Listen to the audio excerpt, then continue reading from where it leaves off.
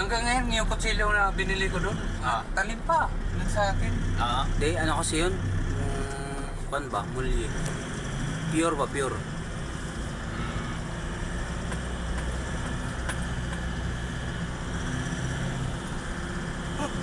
Ay. Wala, motor lang talaga rin. Ano rin, nasa jeep. Oh, yung jeep.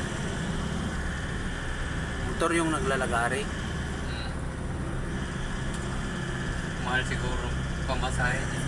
Mahal talaga. Mahal. Kasi ilang kilometro nun, no? Oh. 33 kilometer. Ayan o, jeep na yan o. Pantabangan Aurora na yung ano. Pantabangan Aurora na yung signboard. Ayan o.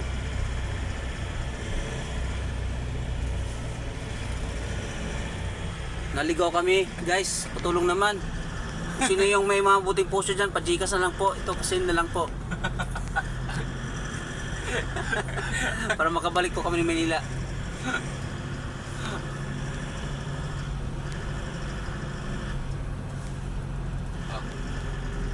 Ano naman yan, tinumpan nyo diyan. Ayun o, dito kami sa kasulok-sulupan ng Pilipinas. Dingalin, Aurora.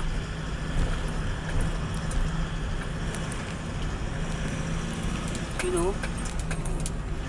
Pwede dumaan ng Kabanatuan yung ano. Oo, Papuntang Aurora eh. ganda. Maganda siguro ang daanan doon. Saan? Kabanatuan. Ito? Sa Aurora. Aurora. Ano? Ito, pa-Aurora na nga ito eh. Parang ganito rin. Zigzag. Ganun din din. Oo. Yung sa gilid din, sa dagat na. Sa dagat na. Pero Sa dagat na. Baler, Baler. Hindi pa. Hindi mo Dingalan? makakita yung dagat. Dinggalan? Oo.